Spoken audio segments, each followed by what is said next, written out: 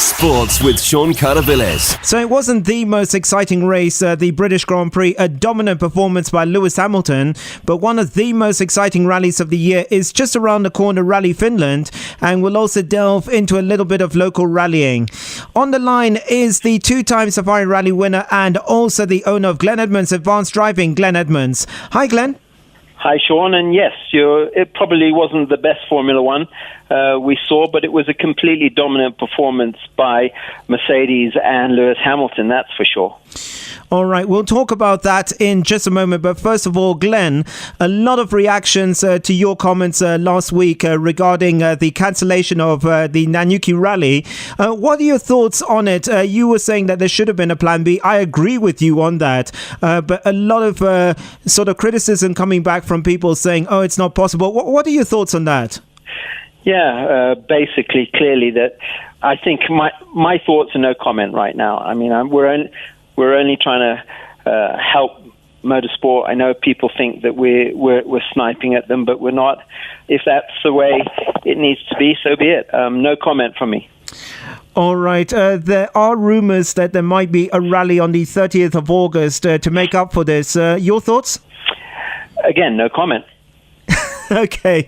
All right. Let's go on to the British Grand Prix and Lewis Hamilton. A lot of negative feedback after his victory, keeping the other two drivers waiting at the press conference. Some photos of him crowd surfing. He may have been slightly delayed heading to that press conference. What are your thoughts on that?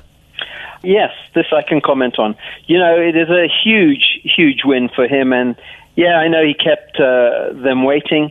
The FIA is very tight on trying to keep time and punctuality and things like that. But, you know, you can't blame him for wanting to be with the fans, especially after all the negative press that he received for when they were launching the London GP bid.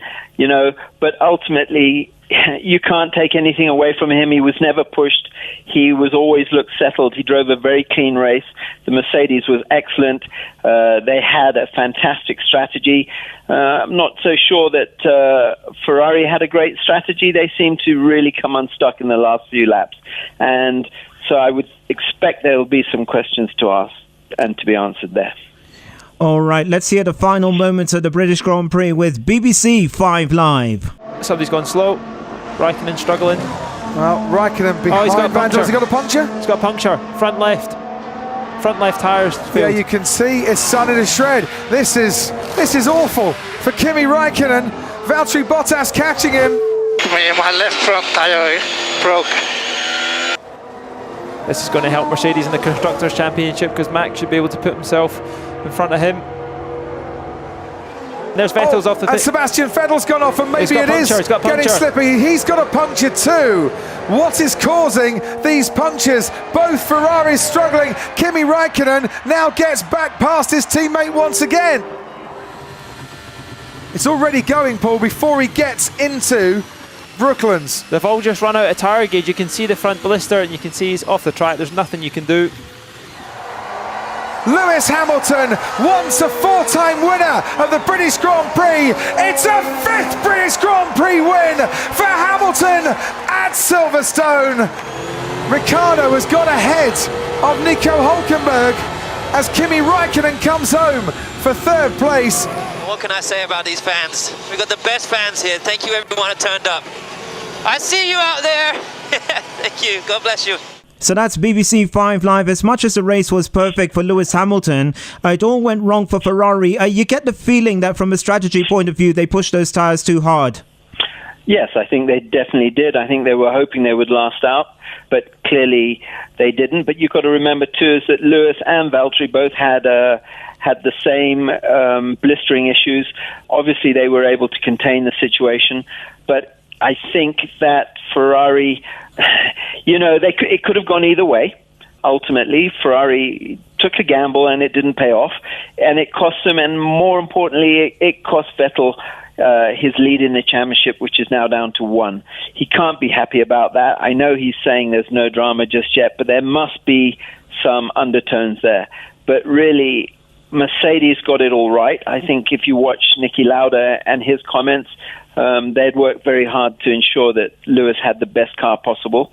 And there's no taking it away from Valtteri. He put in a fantastic drive. For me personally, I think my drive of the day definitely came from Ricciardo, who really worked hard all day. So yeah, fair play to him. It was sad that the Toro Rossos were taken out, but I expect that we'll see some changes within the lineup for next year. Although I do believe that Kvyat has just been given an extension to his contract, so that'll be interesting to see. But it definitely, Carlos Sainz Jr. wasn't happy. He hasn't been impressed. It sounds to me like he is looking over the fence to see who's available, and now he's an exciting driver.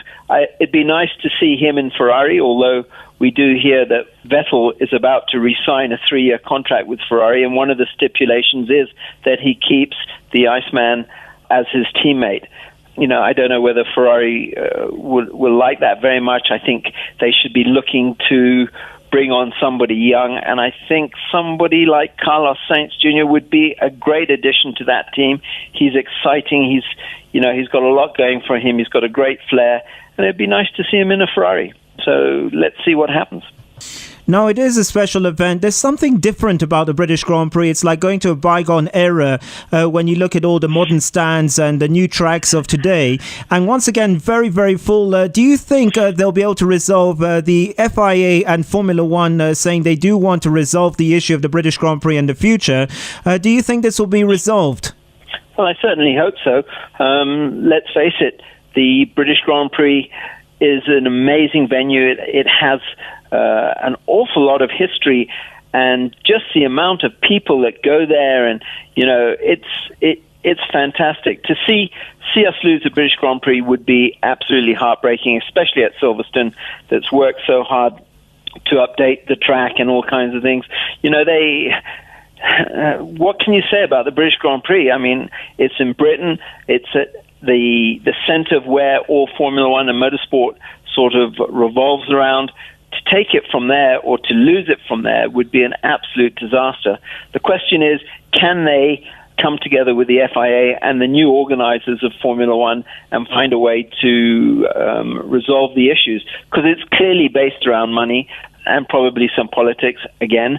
So let's see. Glen, you're the man with the contacts, a lot of contacts in motorsport, particularly South Africa. There was this plan to bring Formula One to Cape Town and use the Greenpoint Stadium as the focal point. Any more news regarding that? No, it's gone completely quiet. I think currently South Africa, although it would be great to have that venue, I believe that there's an awful lot of backroom work that has to go along, and an awful lot of the country has to ensure certain things and a certain amount of spectators, and there's a lot of work going on in the background. It would be wonderful to see Formula One back in Africa. South Africa traditionally has been a great race at Kyalami and places, and really, again, it had a long history of Formula One. The South Africans love motorsport, as we all know. The WRX's World Rallycross Championship is going to be down there later in November. I hope to go down and take a look at it. But it will take a lot of effort and a lot of work. Personally, it may start with the electric car formula down there first. That may be a good staging point, a good point of contact, a good reference for pure F1. I think if the electric cars went down there first and tried it out, it would be advantageous for the FIA. But I'm sure they're looking at this and looking at all the options right now. There is the issue of motorsports and funding in South Africa. They've made a lot of cutbacks in rallying as well. That's another major point, huh? Yes, it is. I mean, I must say I've been staggered to see how hurt the motorsport and rallying in particular down in South Africa has been just recently. I mean, I found that staggering. It's incredibly sad, but, they're going through an upheaval, and hopefully it'll be a revival. And, South Africa's always come to greatness in motorsport, and I anticipate it will again. The question is how long? What was behind it? Was it just economics? Was it politics? Or what was it? Without delving into anything too much, we should be looking across our borders and saying, are we falling into the same trap? and take it from there. Yes, when you look at what's going on in South Africa and also what's going on here, interesting to note the feedback we got to our show last week with the drivers being very, very quiet and not many people wanting to comment, but also the organizers of the Nanyuki Rally keeping quiet. You get the feeling there's a lot of politics in the background, huh? You're determined to drag me into this. I know you are. Yes, it's a problem. I think everybody needs to talk about it. And the fact that nobody wants anybody else to talk about it is a problem. Again, I don't want to get into it. Clearly, we rolled over a stone that had a lot of dudus underneath last week. It wasn't our intention to in any way try and undermine the sport. It was our intention to try and look at it from a standpoint of competitors that had come out and what it takes for them to do an event. It's, purely constructive criticism. It wasn't aimed at anybody in particular, but it was. We were mainly talking about we've got to keep motorsport current here in Kenya and going forward. Yes, there were very few comments from any drivers. Okay, so clearly silence speaks volumes. We won't discuss it then. Yeah, Glenn, just moving on from that, let's go on to Rally Finland. That's just around the corner, I think, in about a week and a half's time. And this is one of the most exciting rallies of the year. A very, very fast, this rally, huh? Yes, this Rally Finland is often known as AKA Rally Formula One Finland or Grand Prix of Finland. It is an incredible rally. The drivers are fully committed. The teams love going there. This is the home of the Finn. It is an event that I would dearly love to see. The commitment from the drivers is heroic, and the cars are set up completely different from any other motorsport rallying event. And, it's going to be great. We've seen how fast the cars are this year. Should the FIA be concerned? No, I don't think the FIA should be concerned about the speed of the cars. A driver always wants to go faster. The faster they go, the more exciting it is. Yes, it ranges the danger level, but just like in Formula One, as we've seen, they're looking at bringing the halo system in and things like that. Safety is always a concern. And so the organizers have to find a way to balance speed and safety. They have brought the rally cars back to looking more and more like the bygone Group B era. I think the cars look exciting. I think the cars and the technology is amazing. We're seeing the advent of proper aerodynamics in the cars. The drivers are loving it, and what amazes me is just how well these drivers are able to control those cars at those speeds. I mean, it's fantastic. And we're going to see the drivers at their best in Finland. It's going to be an awesome event. It's going to be interesting to see where you put your money on and who you think is going to be the best this weekend.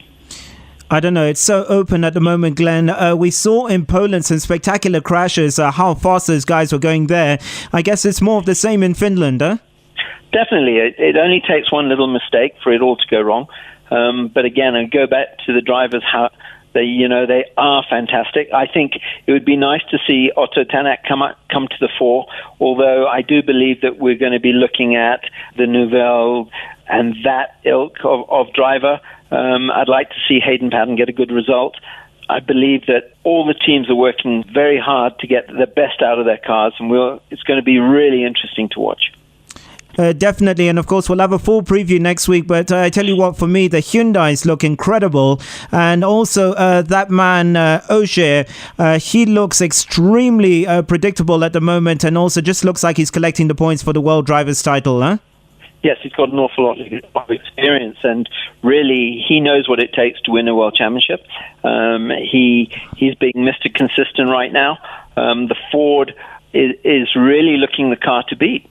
Hyundai, though, are working extremely hard, and it's fantastic to see the development going on. And we're going to see an extra push, I would think, from Toyota and the Tommy Mäkinen team and Gazoo Racing, because they really want to do well here.